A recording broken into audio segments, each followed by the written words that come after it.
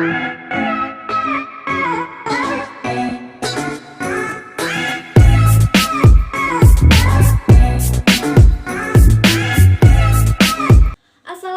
warahmatullahi wabarakatuh. Perkenalkan, nama saya Reiko Mainsa Fitri dengan NIM 190388201004. Saya merupakan mahasiswi dari Program Studi Pendidikan Bahasa dan Sastra Indonesia, Fakultas Keguruan dan Ilmu Pendidikan, Universitas Maritim Raja Ali Haji. Kali ini saya akan menyampaikan sebuah materi yang berjudul tentang landasan neurologis pada bahasa. Materi ini merupakan bagian dari mata kuliah psikolinguistik oleh dosen pengampu Ibu Ahada Wahyusari, SPD MPD. Kepada teman-teman yang menyaksikan, semoga tayangan ini bisa menambah informasi dan juga menambah wawasan teman-teman semuanya. Selamat menonton dan terima kasih. Baik, langsung saja kita akan membahas tentang landasan neurologis pada bahasa. Sebelumnya, kita ketahui bahasa adalah salah satu komponen utama dalam komunikasi. Tanpa suatu bahasa, komunikasi tidak akan berjalan dengan baik. Lantas, pertumbuhan bahasa itu sendiri erat kaitannya dengan pertumbuhan biologi pada manusia. Selain itu juga, perkembangan pertumbuhan bahasa ini juga dipengaruhi oleh perkembangan genetiknya. Selain faktor biologis, ternyata ada faktor lain yang mempengaruhi pertumbuhan bahasa itu sendiri, ialah faktor neurologis.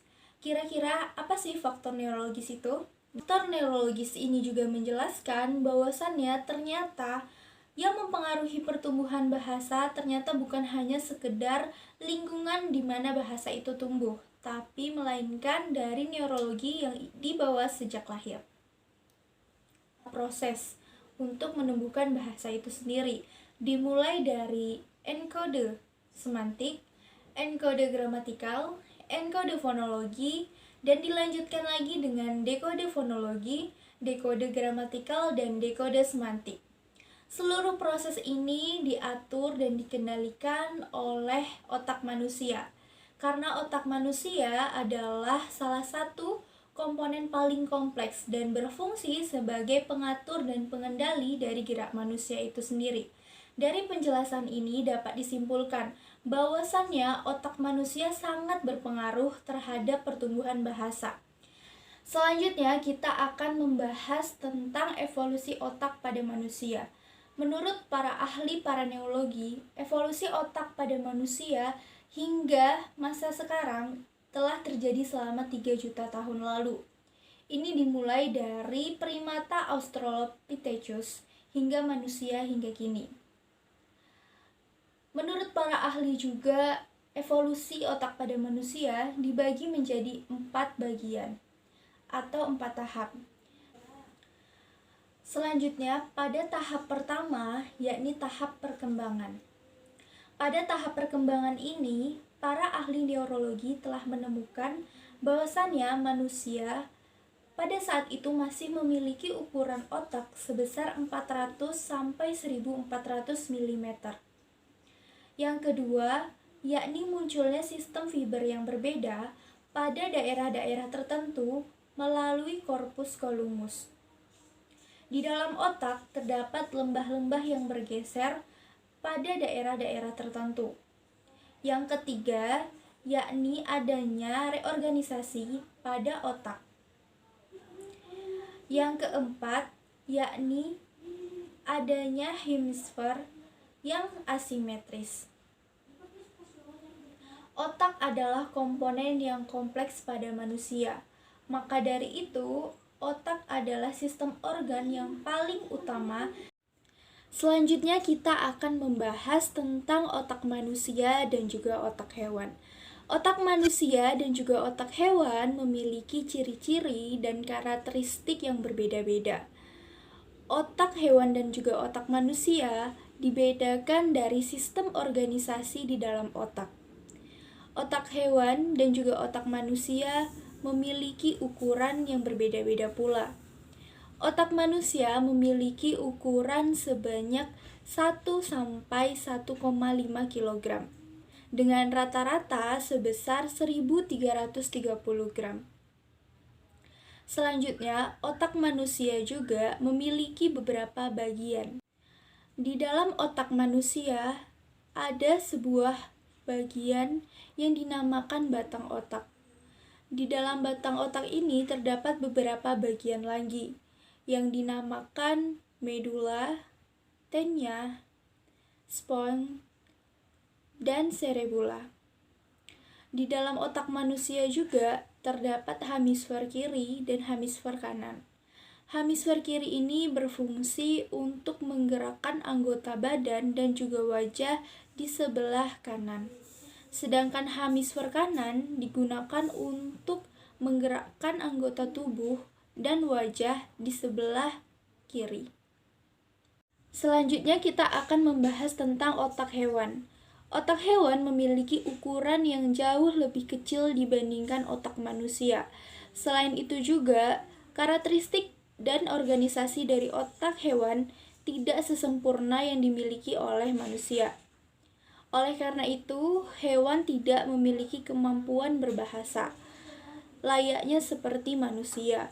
Hewan juga tidak memiliki ekspresi dan juga emosi layaknya manusia. Ada beberapa kasus yang mengatakan bahwasannya hewan-hewan dalam sirkus dikatakan bisa memahami bahasa atau bisa berbahasa. Sesungguhnya kenyataan itu keliru karena para hewan memiliki kemampuan berpikir dan memahami apa yang ia pelajari. Ia akan mempelajari sesuatu yang telah diajarkan oleh pelatihnya yang dilakukan secara terus-menerus. Sehingga hewan-hewan tersebut dianggap bisa mengerti bahasa kita. Padahal kenyataannya mereka hanya memahami apa yang kita pelajari saja. Kemampuan berbahasa hanyalah bisa dilakukan oleh para manusia. Pada hewan seperti ikan, tikus, dan burung, bisa dikatakan korteks itu tidak tampak. Padahal korteks inilah yang berkembang untuk menyampaikan bahasa pada manusia. Pada makhluk lain seperti simpanse dan juga gorila, juga tampak tidak ada tempat untuk daerah-daerah yang bisa memunculkan proses berbahasa. Selanjutnya, kita akan membahas kaitan otak dengan bahasa. Aristoteles pada 384 sampai 322 sebelum Masehi telah berbicara soal hati yang melakukan hal-hal yang kini kita ketahui oleh otak. Begitu pula pelukis terkenal Leonardo da Vinci juga mengatakan demikian. Dari struktur organisasi otak manusia memegang peran yang sangat penting dalam bahasa. Apabila input yang masuk adalah dalam bentuk lisan, maka bunyi-bunyi itu ditanggapi di lobe temporal, khususnya kontak primer dan pendengaran. Hemisfer kiri atau otak kiri lebih fokus digunakan untuk soal-soal atau materi-materi yang lebih analitik atau berhitung, seperti matematika ataupun logika yang bergambar.